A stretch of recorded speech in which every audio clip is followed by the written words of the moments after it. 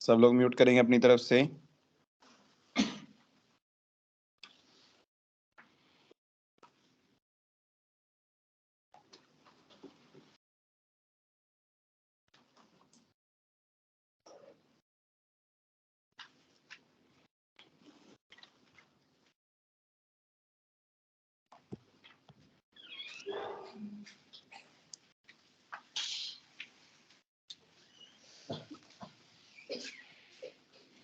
Time से आया करें सभी लोग, लेट मत आया करो सुबह। सभी को आदत होती जा रही है लेट आने की।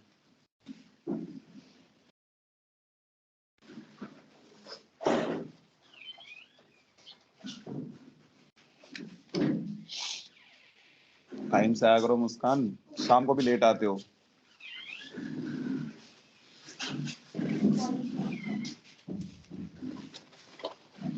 क्या पढ़ रहे थे आप लोग?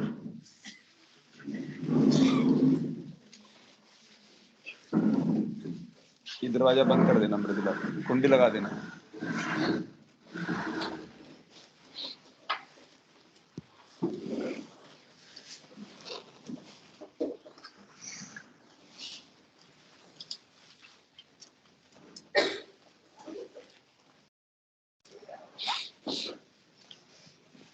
सुश्रुत चिकित्सा 24 की बात हो रही थी। अनागत बाधा प्रतिषेध अध्याय।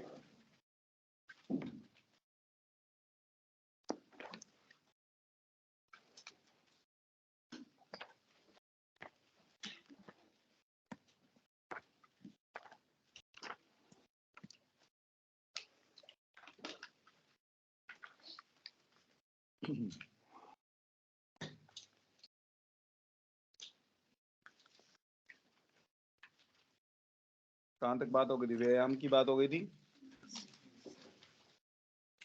देखो जरा कौन है।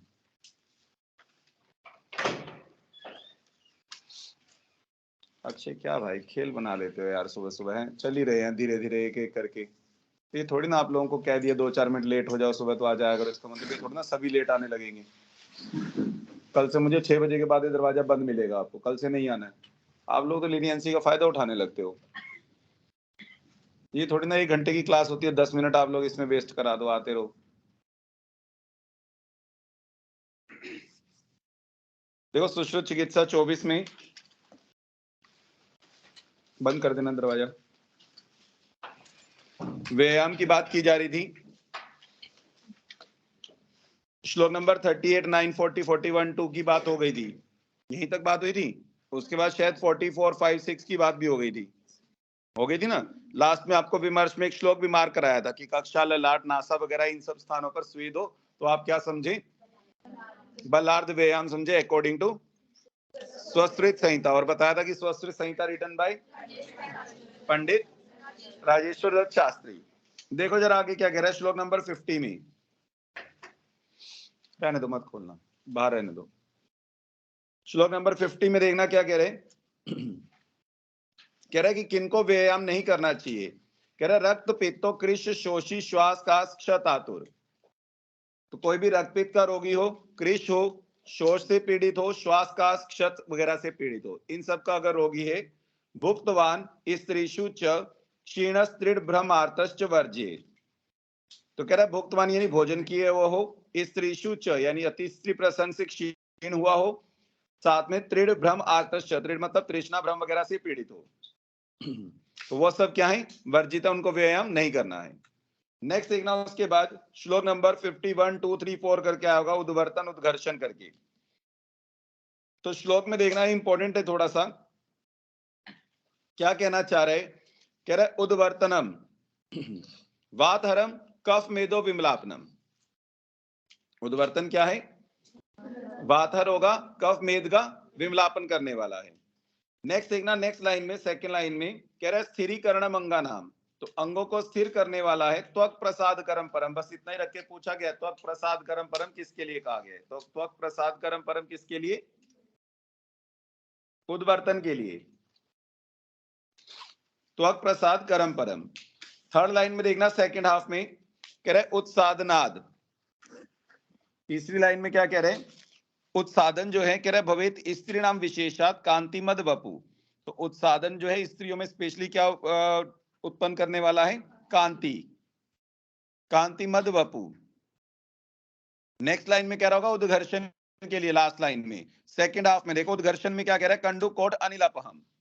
तो कंडु कोट अनिल सभी को नष्ट करने वाला है कौन? उद्घर्षण। तो तीन चीजें हो गई आपके पास यहाँ, उद्वर्तन, उत्सादन, उद्घर्षण। उद्वर्तन के लिए क्या है? वातहरम, कफ मेद का विमलापन करने वाला, ठीक है। फिर उसके बाद सेकंड इसी में कहा गया था कि त्वक प्रसाद गरम परम भी। फिर उसके बाद उत्सादन के लिए क्या कह रहे हैं? स्त्री नाम विशेषात कांति मद वपु। स्त्रियों में मेनली कांति यानी चमक लाने वाला कौन है? उत्सादन। उद्घर्षण के लिए क्या कहा गया? फिर कंडुकोट अनिलपहम। नेक्स्ट देखना श्लोक नंबर 56, कह रहे ईंट से किया गया उद्घर्षण जो है त्वचा की अग्नि को दीप्त करता है, शिराओं के मुख को फैलाता है, कंडू और कोट को नष्ट करता है, निद्रा दाह श्रम श्वेत क्लेद और त्रिषा को दूर करता है। श्लोक नंबर 56 में जो कह रहा होगा। तो श्लोक का सेकंड हाफ मेनली मार्क करना, उद्घर्षणम तो इष्टिक्या। इष्टिक्या मतलब इष्ट मतलब ईंट वगैरह की बात कर रहे हैं। तो ईंट के चूर्ण से घर्षण वगैरह उद्घर्षण वगैरह करने से कंडू कोट विनाशनम, तो कंडू कोट का तो नाश कर ही रहे, साथ साथ स्टार्टिंग में जो बोल रहे हैं कि सिरा मुख विवेचनम मतलब सिराओं के मुख को फैला देता है। नेक्स्ट देखना, दो लाइनों का श्लोक आएगा स्नान के लिए, श्लोक नंबर 57 और 58। स्नान के लिए देखो क्या कह रहे हैं? कह रहे निद्रा दाह श्रम हरम, तो निद्रा दाह और श्रम को नष्ट करने वाला। सेकंड हाफ में देखना, कह रहा है श्रेष्ठम सर्व इंद्रिय विबोधनम, तो श्रेष्ठ है सर्वे इंद्रिय विबोधनम, सभी इंद्रियों का बोधन कराने वाला, सभी इंद्रियों को। सेकंड लाइन में कह रहा होगा तंद्रा पापमो शमनम, तो तंद्रा पाप वगैरह का शमन करने वाला, तुष्टिदम पुंसत्व वर्धनम पुंसत्व शक्ति को बढ़ाने वाला, रक्त प्रसादनम। यहां पर आपने बॉक्स में डालना आप लोग श्रेष्ठम सर्वे इंद्रिय विबोधनम, सभी इंद्रियों को विबोधन कराने वाला है, और यहीं पर लिखना इंद्रियार्थ प्रबाधकम, इंद्रियार्थ प्रबाधकम एरो डाल के लिखना क्लम।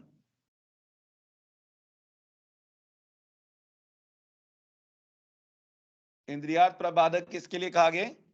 क्लम के लिए।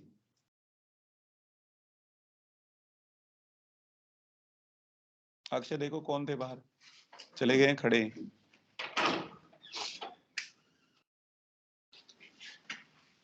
प्रशांत कल से टाइम से है ना, लेट ना हो। कुंडी लगाना। क्लम के लिए क्या कहा है? इंद्रियार्थ प्रबाधकम।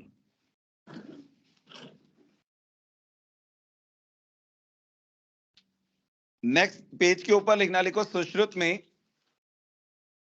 पेज के ऊपर लिखना सुश्रुत छत्र धारण पाद अभ्यंग और शीतल जल से स्नान।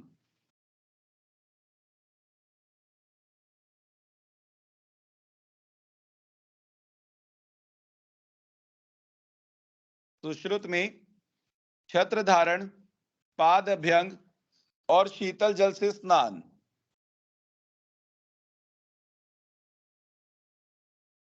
छत्र धारण पाद अभ्यंग और शीतल जल से स्नान, तीनों पे एरो डालना चक्षुष्य। तीनों के लिए क्या कहा गया? चक्षुष्य मतलब नेत्रों के लिए हितकारी। एक और पॉइंट लिखना, वहीं पर लिखो सुश्रुत चक्षु प्रसादन, एरो डालना पाद प्रक्षालन से।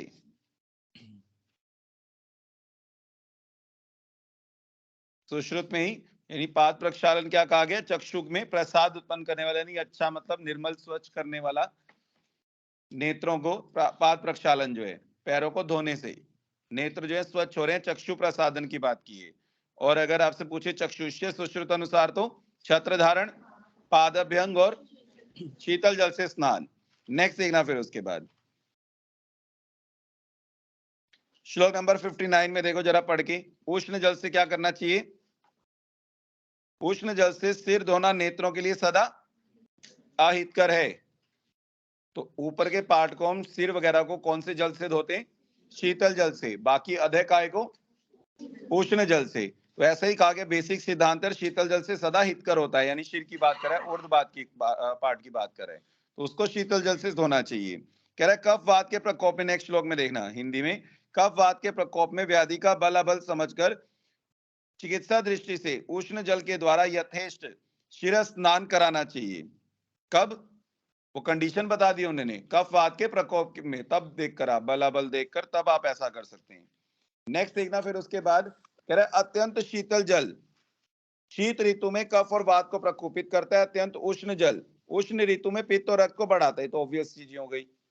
फिर उसके बाद क्या कह रहा है श्लोक नंबर 62 में, कह रहा है अतिसार ज्वर कर्णशूल वात व्यथा आदमाना रोचक अजीर्ण से पीड़ित तथा भोजन किए हुए व्यक्ति के लिए स्नान निंदनीय निषेध है। तो ज्वर आपको समझ में आ ही रहा है, अतिसार भी आप थोड़ा समझे, थोड़ा कमजोर हो जाएगा व्यक्ति। अजीर्ण जो हो गया, अजीर्ण में वैसे ही कुछ नहीं कराते यार, रोचक या अजीर्ण में तो वैसे ही कुछ नहीं कराना है, स्नान क्या या कोई भी कर्म हो, चाहे कभी भी कोई भी कर्म पूछे तो अजीर्ण तो हर एक के लिए आएगा। अजीर्ण में कुछ नहीं कराना है। अजीर्ण में क्या करना है? केवल एक तो बमन है या ज्यादा आप उसको लंघन कराएं, यही तो है ना। अजीर्ण में मेनली क्या कराएंगे? आप वेट कराएंगे उसको, अपने आप धीरे धीरे पाचन होगा। नेक्स्ट देखना फिर उसके बाद श्लोक नंबर 63 अनुलेपन। अनुलेपन में देखो क्या कह रहे हैं। अनुलेपन में फर्स्ट हाफ में बोल रहा होगा, एक शब्द आया होगा, बॉक्स में डालना, प्रीति ओजो बलवर्धनम। तो प्रीति ओज और बल को बढ़ाने वाला कौन? अनुलेपन। प्रीति ओजो बलवर्धनम। नेक्स्ट देखना श्लोक नंबर 64 5 6 करके आया होगा। पहली लाइन में देखना आप, लास्ट में, फर्स्ट लाइन में लास्ट में देखना, सौभाग्यकरम उत्तमम। ये किसकी बात कर रहे हैं यहां पर? मतलब किससे होगा सौभाग्यकरम उत्तमम? देखो जरा हिंदी पढ़ के स्टार्टिंग से, कि जिनके लिए स्नान का निषेध है उनके लिए कुछ तो करेंगे ही ना। तो उनके लिए क्या करना चाहिए? लेप का प्रयोग भी नहीं करना चाहिए, पुष्प सुंदर वस्त्र रत्नों का धारण, ये सब कराना चाहिए उसको। तो ये सब कराना क्या होगा? सौभाग्यकरम उत्तमम। तो इसको बॉक्स में डालना, सौभाग्यकरम उत्तमम। और नेक्स्ट लाइन में देखना क्या कह रहा है, अंबर रत्नानाम धारणम प्रीतिवर्धनम। सुमनो अंबर रत्नानाम धारणम प्रीतिवर्धनम। तो वही रत्न वगैरह धारण करने से एक तो सौभाग्यकरम उत्तमम और दूसरा प्रीतिवर्धनम। फिर उसके बाद क्या होगा सेकंड हाफ में देखना, कि अगर मुख में लेप वगैरह लगाया जाए, मुख आलेपाद, तब क्या होगा? कह रहे चक्षु पीन गंड तथा आननम। नेक्स्ट देखना श्लोक नंबर 67 में, कह रहे देवता अतिथि विप्र पूजन वगैरह के गुण। तो ब्राह्मण वगैरह के, देवता वगैरह जो भी अतिथि मेहमान वगैरह हो, उनके पूजन के क्या गुण है? श्लोक में एक वर्ड मार्क करना, पहली लाइन में फर्स्ट हाफ में धन धान्य विवर्धनम और सेकंड हाफ में गोत्र वर्धनम। नेक्स्ट देखना आहार के गुण। आहार क्या करेगा? कह रहा है आहार प्रीणन, प्रीणन करने वाला, सद्यो बलकृत देह धारक। नेक्स्ट देखना पाद प्रक्षालन। पाद प्रक्षालन में आपको अभी पीछे लिखवाया भी था, चक्षु प्रसादन जो है किससे? पाद प्रक्षालन से। तो वही मार्क करना सेकंड हाफ में आप, चक्षु प्रसादन वृश्य रक्षोघन प्रीतिवर्धनम। रक्षोघन प्रीतिवर्धनम बॉक्स में डाल लेना, क्योंकि अभी आपने पीछे रत्न धारण से भी सेम शब्द पढ़े थे। जो पहली लाइन में था सेकंड हाफ, उसमें रक्षोघनम करके भी आया था, चौजस्य सौभाग्यकरम उत्तमम, जहां आपने मार्क किया था, तो वहां पे रक्षोघन भी था, साथ साथ प्रीतिवर्धनम भी था। सेम पाद प्रक्षालन की बात कर रहे हो। नेक्स्ट देखना फिर पाद अभ्यंग में एक ही वर्ड मार्क करना, फर्स्ट हाफ में चक्षुष्य आया होगा, देखना मिला। फिर से देखना, कह रहा पैरों में जूता धारण करने या खड़ाऊ धारण करने से फिर से रक्षोघनम प्रीतिवर्धनम, तीसरी बार मिल रहा होगा आपको, रक्षोघनम प्रीतिवर्धनम। नेक्स्ट देखना फिर उसके बाद केश नख रोम कटवाने के गुण, यानी क्या करने पर? क्षोर कर्म। तो ये सब कटवाने यानी क्षोर कर्म करने से क्या लाभ होगा? कह रहा है पापमोपशमनम। तो पाप वगैरह का शमन होगा। बस इतना ही वर्ड बॉक्स में डालना, पेज के ऊपर लिख लेना, पापमो शमन स्नान और क्षोर कर्म दोनों से। पापमो शमन जो है स्नान और क्षौर कर्म दोनों से।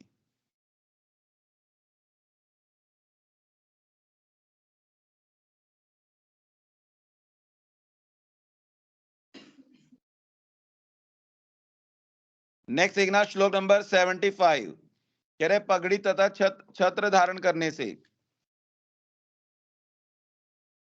तो उसमें देखना फर्स्ट हाफ में वात रजो अपहम, वात आतप रजो अपहम। नेक्स्ट लाइन में देखना सेकंड लाइन में चक्षुष्य आया होगा, पीछे लिखवाया था छत्र धारण शीतल जल स्नान वगैरह पाद अभ्यंग से क्या होगा, चक्षुष्य होगा। फिर देखना दंड धारण करने से, हाथ में अगर डंडा हाथ धारण किया हो तो सेकंड लाइन में श्रम सखलन दोष घनम, तो सखलन नहीं होगा, मतलब व्यक्ति गिरेगा नहीं, स्लिप नहीं करेगा। और सेकंड हाफ में कह रहा है सत्व उत्साह बल स्थैर्य धैर्य वीर्य विवर्धन, इन सबको बढ़ाने वाला है सत्व उत्साह वगैरह को। अवस्तंभ कर एक शब्द आएगा लास्ट लाइन में। नेक्स्ट देखना विश्राम करने के गुण। तो बैठने से विश्राम करने से कह रहा है आस्या वर्ण कफ स्थूल्य सौकुमार्य करी सुखा, इन सबको बढ़ाने वाला है। मार्ग में चलने के गुण या अधिक मार्ग चलने के दोष, कह रहा है अद्व से भी वर्ण कफ स्थूल्य सौकुमार्य विनाशनः, इन सबको नष्ट करेगा। और अत्यद्व अधिक चलने से क्या होगा, कह रहे विपरीतो अस्मात् जरा दुर्बल्य कृत, तो जरा यानी बुढ़ापा वगैरह और दुर्बलता लेके आएगा अधिक पैदल चलने से। फिर टहलने के गुण नेक्स्ट सीखना श्लोक नंबर 80 में, यानी चक्रमण, टहलना मतलब चक्रमण के क्या फायदे होंगे, तद आयुर्बल मेधा अग्निप्रदम इंद्रिय बोधनम।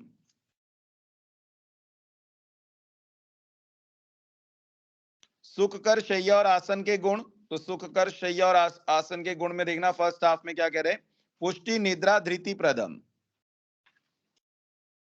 पुष्टि निद्रा धृति इन सबको देने वाला है। नेक्स्ट देखना श्लोक नंबर 83, संवाहन। तो संवाहन से क्या होगा, कह रहे प्रीति निद्रा करम, सेकंड हाफ में मास रक्त त्वक प्रसाद करम, मास रक्त और त्वक प्रसाद गरम। फिर पेज पलटना यहां से, श्लोक नंबर 85 देख रहे होंगे आप, पेज पलटते ही हिंदी की लास्ट की 2 लाइनें मार्क करना। ग्रीष्म और शरद ऋतुओं में मनुष्य को प्रसन्नता पूर्वक सामने की तेज वायु का सेवन करना चाहिए। आयु की वृद्धि और आरोग्य लाभ के लिए सदा तेज वायु से रहित स्थान का सेवन करना चाहिए। श्लोक नंबर 87 में देखना अग्नि सेवन के गुण, अग्नि सेवन से क्या होगा, सेकंड हाफ में आम अभिषंद जरणो रक्त पित्त प्रदूषण, तो आम अभिषंद को जलाता है मतलब नष्ट करता है एक तरह से, और रक्त पित्त को दूषित करता है अग्नि सेवन। निद्रा के गुण, तो समय पर निद्रा का सेवन करने से शरीर की क्या होगी, पुष्टि वर्ण बल उत्साह अग्नि दीप्तम अतंद्रिताम। धातु साम्य एक वर्ड और मार्क करना, करोति धातु साम्यम। साथ वाले पेज पे देखना श्लोक नंबर 93 कुछ सद्वृत जैसी चीजें बता रहा होगा, जैसे आपको बताया था ना इस चैप्टर में किसका वर्णन है, स्वस्वृत प्लस सद्वृत का। तो देखो श्लोक नंबर 93 में क्या कह रहे हैं, मलमूत्र आदि के उपस्थित वेगों को नहीं रोकना चाहिए। मलमूत्र आदि बाह्य वेगों का उत्सर्ग ग्राम नगर मंदिर शमशान चौराहा तालाब मार्ग के निकट खुले स्थान में नहीं करना चाहिए। वायु अग्नि जल चंद्रमा सूर्य गो और गुरु की ओर मुख करके मलोत्सर्ग नहीं करना चाहिए।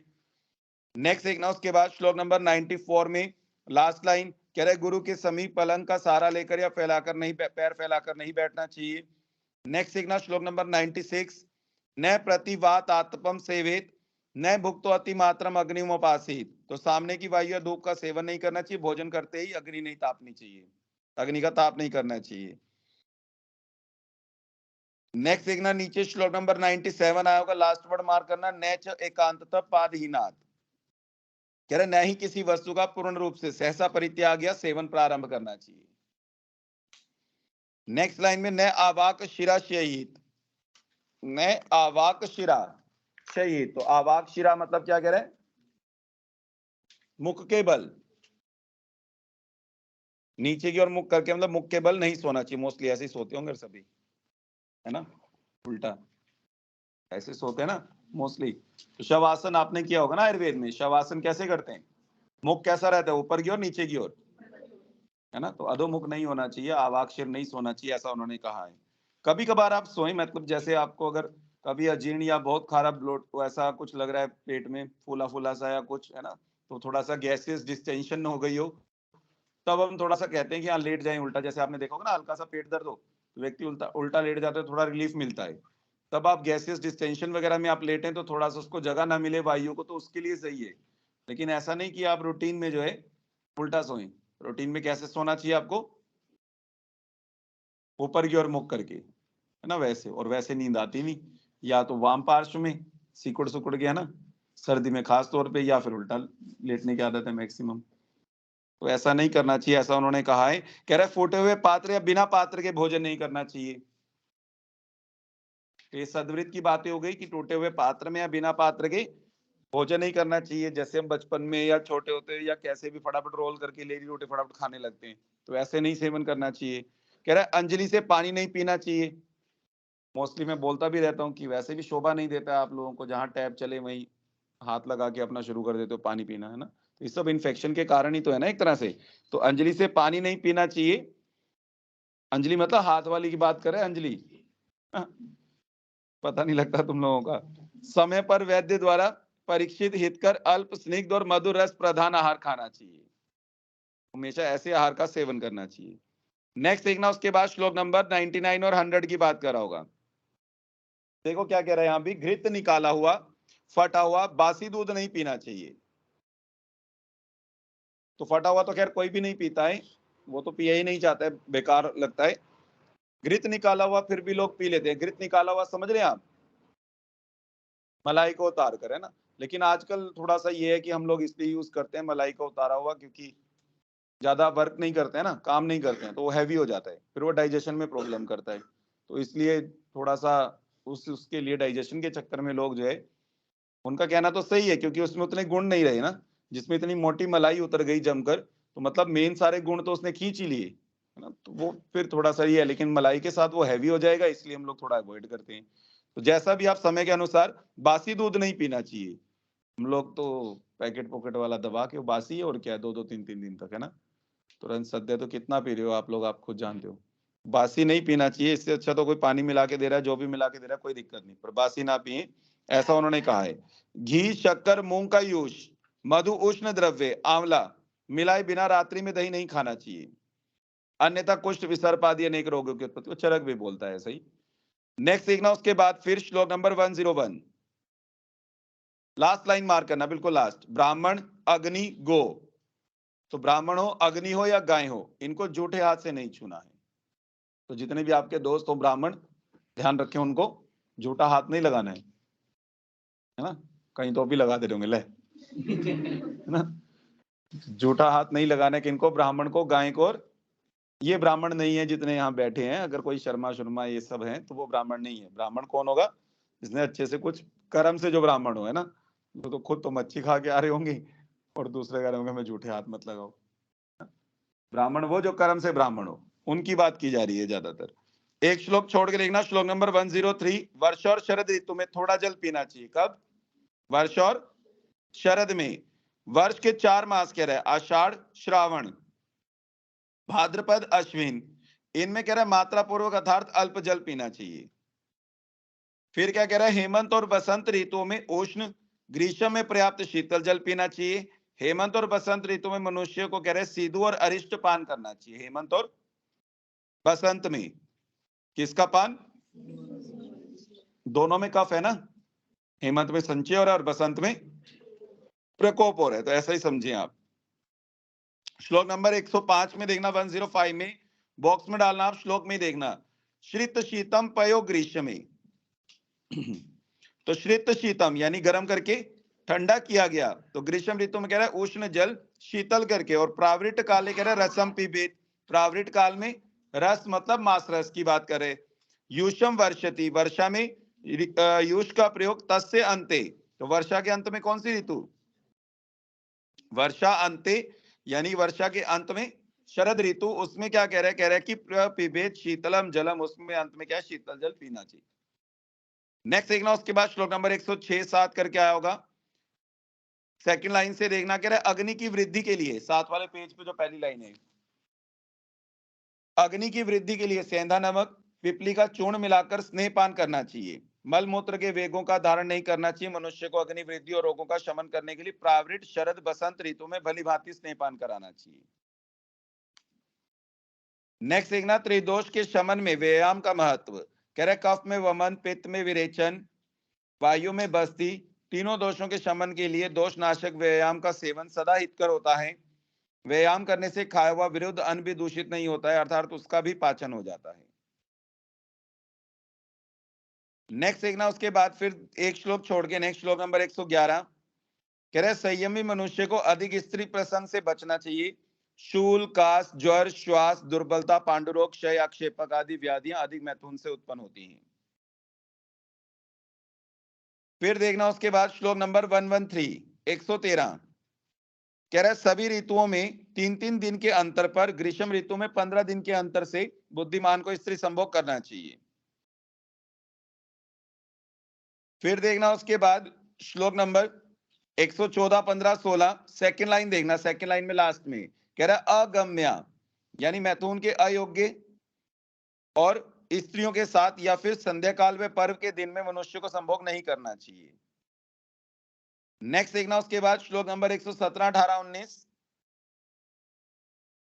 117, 18, 19 में देखो क्या कह रहे, कह रहे गो सर्गे च अर्धरात्रे च तथा मध्य दिनेशु च। तो गो सर्गे यानी प्रातः काल, अर्धरात्रि में या मध्याह्न में लज्जा अनुभव करने वाले होने वाले खुले हुए या अशुद्ध स्थान में। नेक्स्ट लाइन में देखना, अत्यंत दुर्बल मनुष्य को स्त्री प्रसंग नहीं करना चाहिए। लास्ट लाइन में बलवान व्यक्ति को भी दूषित योनि में शुक्र त्याग नहीं करना चाहिए।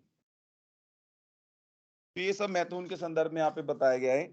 नेक्स्ट देखना आप श्लोक नंबर 121, पेज पलट के, असंयमी पुरुष को रजस्व वाला स्त्री के साथ संभोग करने पर उसकी दृष्टि, आयु और तेज की हानि और अधर्म की प्राप्ति होती है। नेक्स्ट देखना उसके बाद 2-3 श्लोक छोड़ के देखना, श्लोक नंबर 126, अधिक स्त्री प्रसंग करने से शुक्र क्षय जन्य शोष की उत्पत्ति होती है। रोगी व्यक्ति के संभोग करने पर पीड़ा, प्लीहा, वृद्धि और मूर्छा मृत्यु होती है। नेक्स्ट देखना श्लोक नंबर 127, कह रहा है प्रातःकाल या आधी रात में स्त्री संभोग करने पर वायु और पित्त का प्रकोप होता है। लास्ट लाइन में देखना, कह रहा है दूषित योनि में शुक्र त्याग करने से उपदंश, वात प्रकोप, शुक्र का क्षय। 7 वाले पेज पे देखना श्लोक नंबर 132, कह रहा है मैथुन के अंत में शर्करा मिश्रित भोजन, मिश्री मिला दूध और मांसरस, स्नान, पंखे से वायु सेवन या निद्रा लेना हितकर होता है। श्लोक नंबर 133 में देखना 133 में सदवृत्त का उपसंहार, कह रहे सदवृत्त की इन प्रधान बातों का संक्षेप में कथन किया गया। आचार रहित मनुष्य वायु, आरोग्य या धन प्राप्ति नहीं कर सकते। कब? जब वो सदवृत्त का पालन नहीं करेंगे, तो जो आचार रहित मनुष्य हैं। तो रेफरेंस के लिए आ डालेना श्लोक का सेकंड हाफ, आरोग्यम आयुरर्थो वह ना असधि प्राप्यते नृभि। तो जो कोई सदवृत्त का सेवन नहीं कर रहा है, आचार रहित है, तो वो व्यक्ति जितने भी हैं आरोग्य, आयु, अर्थ वगैरह को यानी धन वगैरह को प्राप्त नहीं कर सकते। रेफरेंस के लिए आ डालेना। तो ये चैप्टर था आपका सुश्रुत का चिकित्सा 24। मेन इंपॉर्टेंट चैप्टर रहता है, कारण ये कि यही है जो आपका इंपॉर्टेंट रहता है। बाकी तो इसमें आप 31 से जब आप बात करेंगे ना सुश्रुत चिकित्सा में, अभी नेक्स्ट चैप्टर जैसे आप 25 देख रहे होंगे मिश्रक चिकित्सा, है ना, इसमें तो आपको केवल कर्णपाली उपद्रव की बात की गई है। नेक्स्ट देखेंगे आप 26 में जो है बात की गई है आपकी किसकी, बाजी करने की। उसके बाद 4 चैप्टर मिलते हैं, 27, 28, 29, 30, वो रसायन के होते हैं। सुन लो, बताएंगे अभी, मार्क करेंगे आप लोग, ढूंढो नहीं, है ना, जो बता रहा हूँ वो सही बता रहा हूँ मैं, साथ साथ वेरीफाई करते हो, पता नहीं सही बोल भी रहा है कि नहीं, है ना। पहले सुन तो लो, जहां सुनने को होता है वहां पता नहीं क्या ढूंढने लग जाते हो, जहां कहते हैं देख लो वहां पे पता नहीं सुनने बैठ जाते हैं।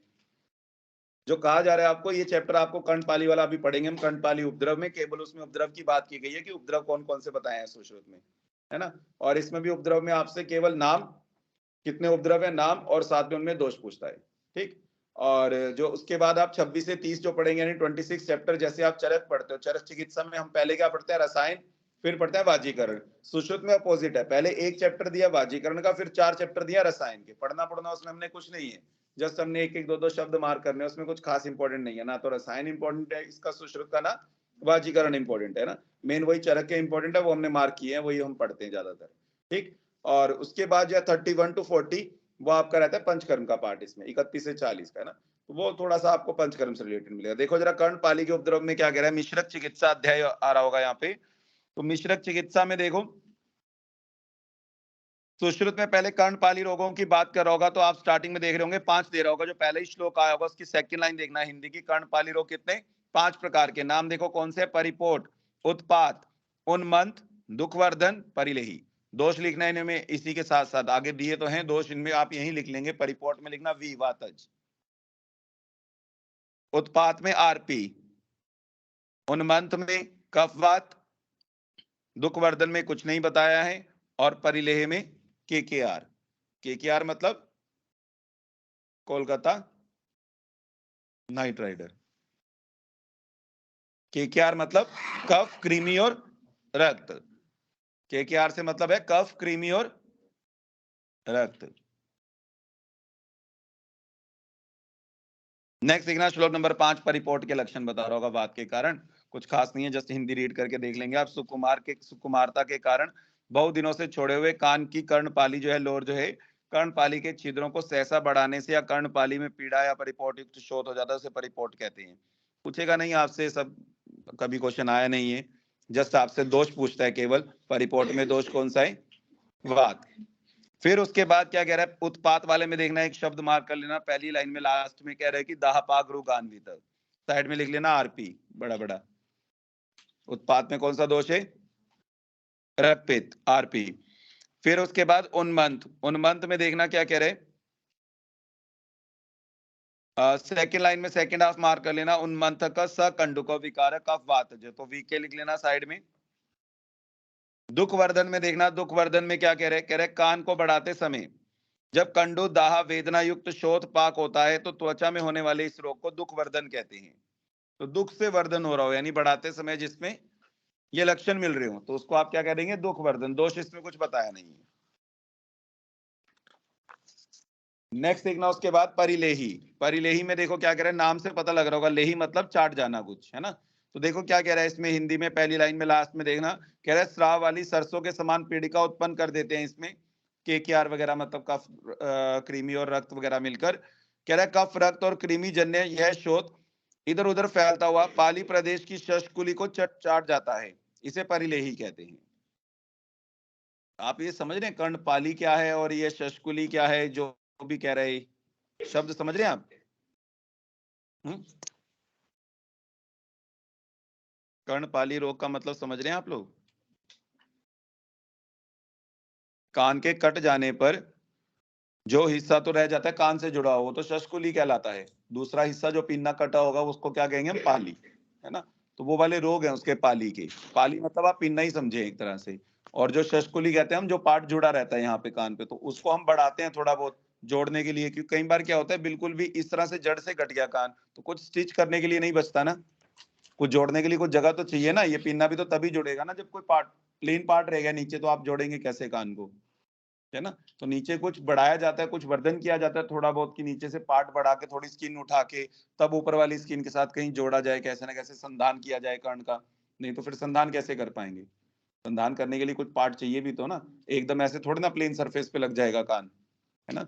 तो वैसा जो है वही वो कह रहा है कि जहां पर पाली प्रदेश की शशकुली जो है, यानी कान का बाहरी भाग बिल्कुल चाट जाता है, उसे परिलेही कहते हैं। कौन, कफ, कृमि, रक्त वगैरह, तो कृमि वगैरह वहां बिल्कुल चट कर गए, मतलब कान का कुछ बचा ही नहीं है पार्ट पीछे, तो जोड़ेंगे कैसे फिर कान को, है ना। तो वैसे वाला पार्ट जो है वो परिलेही कहलाएगा। केकेआर मेनली याद रखना है, बाकी कहानी नहीं पूछेगा आपसे। फिर देखना उसके बाद कर्णपाली के रोगों की सामान्य चिकित्सा, तो सामान्य चिकित्सा में आप सेकंड लाइन देखना हिंदी की लास्ट में, कह रहे हैं इसलिए इसमें स्नेहन स्वेदन आदि क्रमों का विधान, अभ्यंग, परिषेक, प्रदेह, रक्त मोक्षण वैद्य को शीघ्र कराना चाहिए।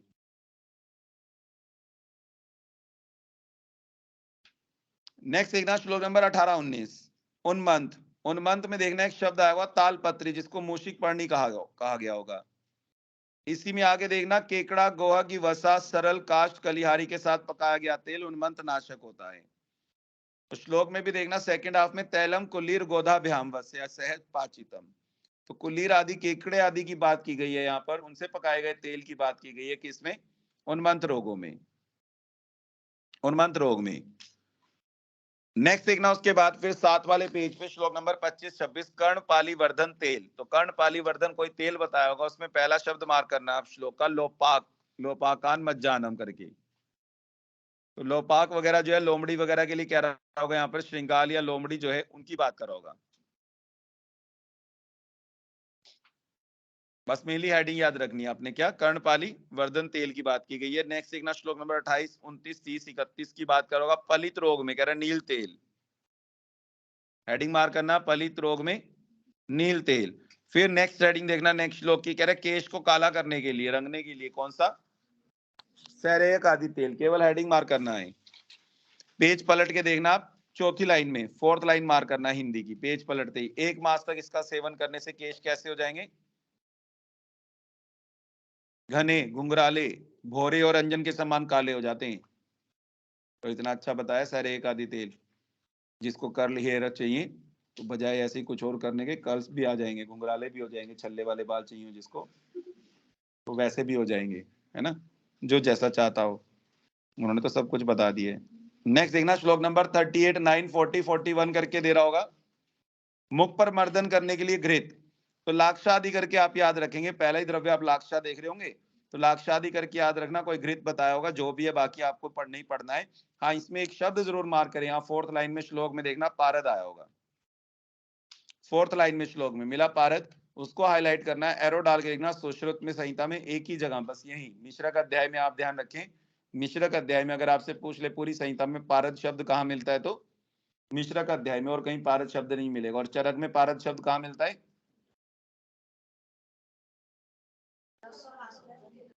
पारद शब्द नहीं मिलता है, पहली बात तो ये। चरक संहिता में, पूरी चरक संहिता में कहीं भी पारद शब्द का उल्लेख नहीं। फिर आप दूसरी बात करेंगे, चरक चिकित्सा, चरक चिकित्सा, चरक चिकित्सा, अबे चरक चिकित्सा, अरे आगे तो बोलो, पहले पूरा तो बोलो। चरक चिकित्सा 7, 23, 25 में, आधा आधा याद रखते हो हमेशा। चरक चिकित्सा 7, 23, 25 में रस या रसोत्तम शब्द से पारद का उल्लेख।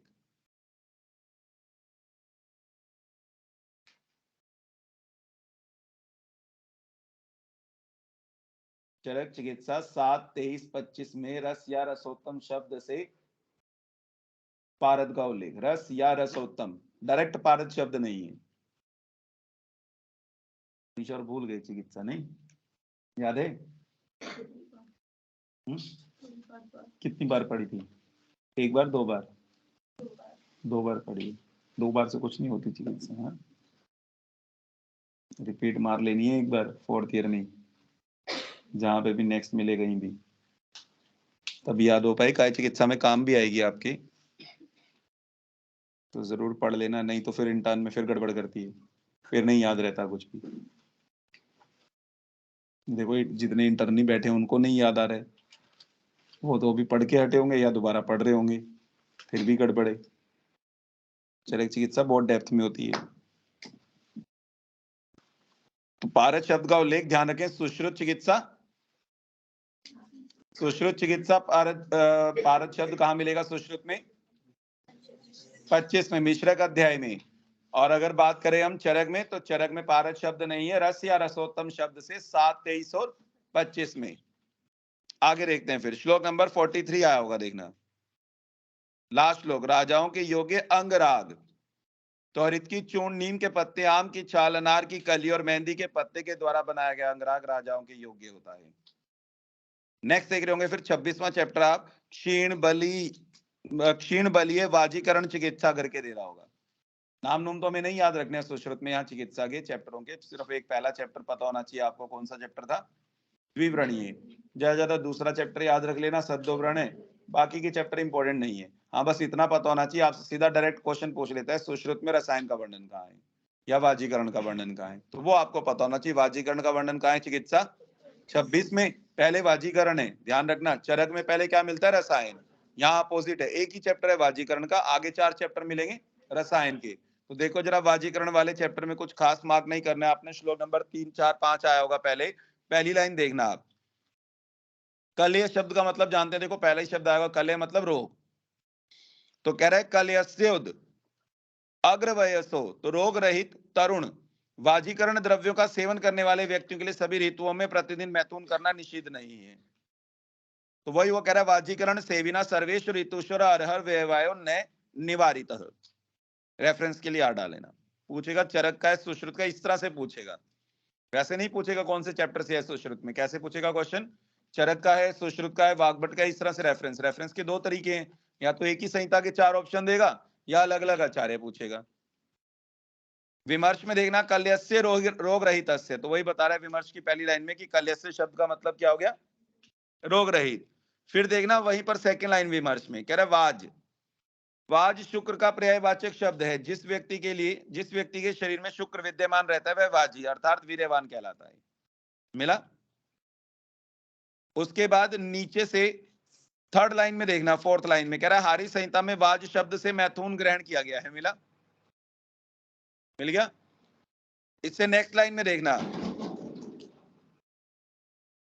कह रहा है वाजीकरण पदार्थों का सेवन मनुष्य को धर्म अर्थ प्रीति यश प्रदान करता है। धर्म अर्थ प्रीति और यश प्रदान करता है। श्लोक नंबर 6, 7 देखना वाजीकरण की निरुक्ति। कह रहा है सेव मानो यदोचित्याद वाजीवात्यर्थो वेगवान नारी तर्प्यते तेन वाजीकरणम उच्यते। तो जिसके सेवन से वाजी के समान स्त्रियों का तर्पण करे मनुष्य जो है, तो उन द्रव्यों को या पदार्थों को क्या कहेंगे आप, वाजीकरण। नेक्स्ट देखना उसके बाद विमर्श में वाजीकरणम त्रिविधम जनकम प्रवर्तकम जन प्रवर्तकम च इति, ब्रैकेट में लिखना डलहन। नेक्स्ट श्लोक दे भी रहा होगा तत्र जनकम, जनक में क्या आ जाएंगे, मांस घृत आदि, प्रवर्तक में उच्चटा चूर्ण आदि, और इसी में आगे कह रहा होगा प्रवर्तक में यानी जनक प्रवर्तक वाले जो होंगे उनमें क्या आ जाएगा, गव्य घृत गोधूम मांस काकंड फल आदि। नेक्स्ट देखना श्लोक नंबर 9, कह रहा है मानसिक कलीपता के लक्षण, पेज के ऊपर लिखना आप। देखो चरक में क्लैब्य 4 प्रकार, चरक क्लैब्य 4, पेज के ऊपर लिखना चरक क्लैब्य 4, सुश्रुत में क्लैब्य 6, सुश्रुत नपुंसकता 5, सुश्रुत नपुंसकता 5। जहां चरक में आपने क्लैब्य 4 लिखा ना, उसमें ब्रैकेट में आल्सो नपुंसकता भी लिख लेना, यानी चरक में एक ही बात है, क्लैब्य पूछे या नपुंसकता, उसमें अलग अलग नहीं बताया, वही 4 की बात की गई है, चाहे क्लैब्य कहे या नपुंसकता कहे। सुश्रुत में दोनों अलग अलग चीजें, सुश्रुत में क्लैब्य 6 और नपुंसकता कितनी, 5। तो देखो यहाँ क्लैब्य की बात करोगा, जो आप पहली मार्क कर रहे थे अभी मानसिक कलीपता के लक्षण, तो उसमें देखना मानसिक कलीपता में सेकंड लाइन में देखना हिंदी में आघात लगने शत्रुता रखने वाली स्त्री के संप्रयोग यानी विचार से जो नपुंसकता होती है उसे मानसिक कलीपता कहते हैं। नेक्स्ट देखना श्लोक नंबर 10 में दूसरी कलीपता बता रहा होगा, सेकंड नंबर कह रहा है कटु अम्ल उष्ण लवण का रस का सेवन करने से सौम्य शुक्र धातु जो है उसके क्षय के कारण जो नपुंसकता हो रही है वो दूसरी कलीपता है। थर्ड कह रहा होगा फिर अति वैवाहिशीलो, बस इतना ही वर्ड मार्क कर लेना, पहला ही अति वैवाहिशीलो वो थर्ड क्लैप हो जाएगी।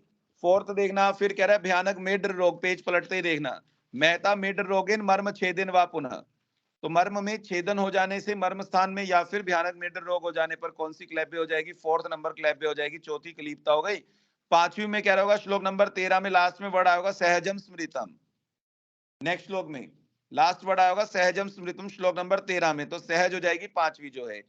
छठी क्लैब्य जो है नेक्स्ट श्लोक में दे रहा होगा श्लोक नंबर 14, 15 में कह रहा है बलिनक शुद्ध मनसो निरोधाद ब्रह्मचर्यत षष्ठम क्लैब्य मत तत्तु खर शुक्र निमित्त, कह रहा है सहज मर्म छेदन जन्य क्लीपता जो है असाध्य होती है, अन्य साध्य क्लीपों, अच्छा इन्होंने हिंदी दी नहीं है इस लाइन की, जो लाइन है आपकी बलिन बलवान लेकिन मन कैसा है, शुद्ध है, निरोधाद ब्रह्मचर्यत और ब्रह्मचर्य वगैरह का पालन करता हो अधिक अगर जो है, यानी कहने का मतलब जो है ब्रह्मचर्य यानी कौन सी क्लैप हो जाएगी, शुक्र का वेग धारण करना, मतलब ब्रह्मचर्य का पालन कर रहे हैं ना, तो ब्रह्मचर्य का पालन करना मतलब शुक्र अवरोध से, शुक्र का वेग धारण करने से, तो उससे जो क्लीपता हो रही है क्या हो जाएगा, उसके कारण ही शुद्ध मन वगैरह हो जाना वो छठी क्लैब्य का कारण हो जाएगा।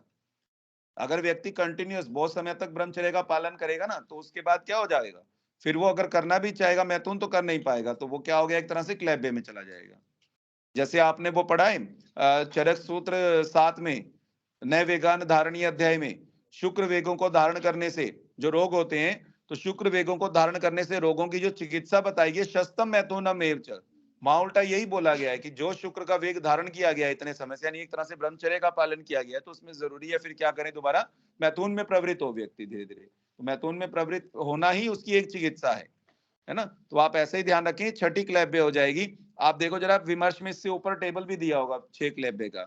मानसिक, शुक्र क्षय, अत्यधिक मैथुन, मेडर रोग या मर्म छेदन जन्य, सहज और शुक्र वेग रोकने से, यानी जो आप अभी पढ़ रहे थे, शुक्र वेग अवरोध यानी ब्रह्मचर्य से कहने का मतलब। समझ में आया? 6 प्रकार की क्लैब्य, इसमें से 2 असाध्य बता रहा होगा, कौन कौन सी? मेडर हो गया मर्म छेदन जन्य, और दूसरी सहज। सहज वाली तो कोई भी डिजीज है, जब सहज यानी बीज में प्रॉब्लम हो गई किसी चीज के, तो फिर आप उसको कैसे करेक्ट करोगे, है ना। बीज दोष के में ही प्रॉब्लम होने के कारण जो चीज जनरेट हुई है उसको आप कहां से ठीक कर लोगे। नेक्स्ट देखना फिर उसके बाद क्या कह रहे हैं, श्लोक नंबर 14-15, जहां आपने पहली लाइन मार्क की अभी छठी क्लैब्य के लिए, उसी की सेकंड लाइन देखना क्या कह रहे हैं। असाध्यम सहजम क्लैब्यम मर्म छेदाद यद भवेत, वही जो टेबल में आपने मार्क किया है कि सहज और मर्म छेदन जन्य जो है वो क्या है, असाध्य हैं। और कह रहे हैं साध्य नाम इतरेश, जो साध्य है अन्य क्लैब्य जो है, तो कार्यो हेतु विपर्य, उनमें क्या चिकित्सा करनी है आपको, हेतु विपर्य, जिन कारणों से वो क्लैब्य उत्पन्न हुई है उसको हटाना है। अब जैसे कट हुआ अम्ल लोशन वगैरह द्रव्यों के सेवन से है, तो उन द्रव्यों का आप निषेध करें, उनका सेवन ना करें, तो ऐसा कहा गया है। फिर उसके बाद यहाँ कुछ योग बताए होंगे बहुत सारे, कह रहा आप नीचे देखना सबसे लास्ट, कह रहे वाजीकरण विदारी कंद आदि योग आया होगा, मिला विदारी कंद योग वाजीकरण। उसके बाद आप 7 वाले पेज पे देखना वाजीकरण आम्लक योग आया होगा। फिर उसके बाद आप देखना श्लोक नंबर 31-32 आया होगा, मिला सबको। श्लोक नंबर 31-32 देखना, वाजीकरण पाद अभ्यंग योग दिया होगा, मतलब पाद अभ्यंग से भी वाजीकरण की बात कर रहा है, आपसे यही पूछेगा बस कि ये योग किसका है, कि जिसमें पाद अभ्यंग किया जा रहा है किन्हीं द्रव्यों से, और रिजल्ट क्या मिल रहा है आपको, वृश्य या वाजीकरण का। तो ऐसा जो है वो सुश्रुत ने वर्णन किया, ओनली इन सुश्रुत है आपको जो वाजीकरण पाद अभ्यंग की बात कर रहा है, तो बस इतना ही आपको इंडिकेट करना है, बाकी कहानी वानी नहीं पढ़नी है। फिर पेज पलटना है, यहां से पेज पलट के श्लोक नंबर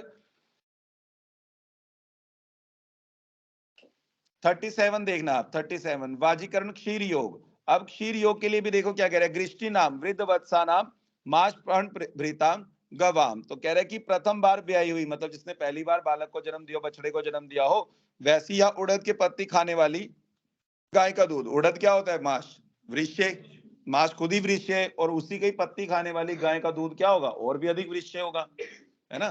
दुग्ध का अपना गुण भी है वृश्य का, और ऊपर से उड़द खा के, और ये तो डबल वृश्य हो गया। तो वैसे ही बल चाहने वाले व्यक्ति के लिए श्रेष्ठ कहा गया है। और विमर्श में दे भी रहा होगा, गृष्टि नाम मतलब प्रथम प्रसूता नाम। श्लोक नंबर 38 में देखना, सभी प्रकार के दुग्ध, सभी प्रकार के मांस का कौल्य आदि गण वाजीकरण होने के कारण श्रेष्ठ होते हैं, अतः इनका सेवन करना चाहिए। नेक्स्ट देखना श्लोक नंबर 39, कह रहे ये वाजीकरण योग मानसिक प्रसन्नता, संतान बल प्रदान करने वाले, इनका सेवन वमन विरेचन आदि से शुद्ध शरीर वाले व्यक्ति को काल आदि की अपेक्षा से या ऋतु का विचार करके देना चाहिए। नेक्स्ट देखना, फिर 4 चैप्टर देख रहे होंगे आप रसायन के, तो यहीं पर आप लिखना, लिखो 27-30 रसायन का वर्णन, यहीं पे लिखना 27-30 जो है रसायन का वर्णन।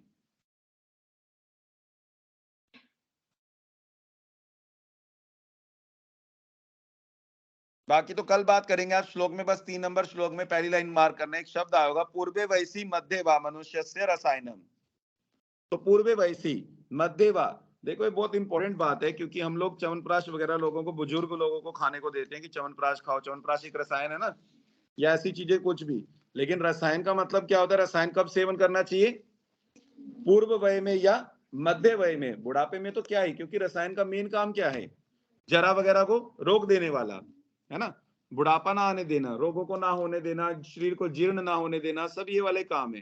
तो वो तो तब फायदा ना जब आप पूर्व अवस्था में या मध्य अवस्था में देंगे, तभी तो रोकेगा ना बुढ़ापे को। बुढ़ा ही हो गया जो व्यक्ति, धातु जीर्ण हो गई जिसकी, क्षीण हो गई, फिर रसायन का प्रयोग करा के क्या कर लोगे आप, है ना। दूसरा, आपने एक चिकित्सा में एक और कंसेप्ट पढ़ते हो आप, क्या, कि जब भी रसायन और वाजीकरण का प्रयोग कराएं तो सर्वप्रथम पहले आप संशोधन कराएं, यानी शरीर को साफ करें। उसके लिए उपमा भी दी गई है, जैसे कपड़े को साफ कपड़े के ऊपर अच्छा रंग चढ़ता है, उसी प्रकार से अगर आप शोधन कराते हैं, शोधन के बाद अगर रसायन का प्रयोग कराते हैं तो उसके इफेक्ट अलग से मिलेंगे, आपको अच्छे बेनिफिट्स मिलेंगे ना।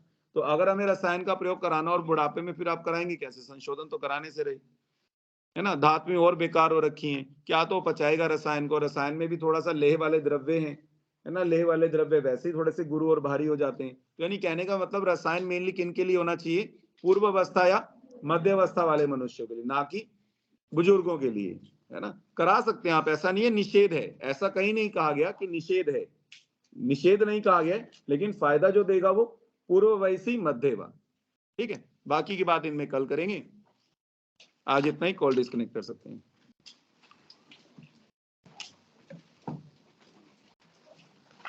जा सकते हैं जिनकी क्लास नहीं है।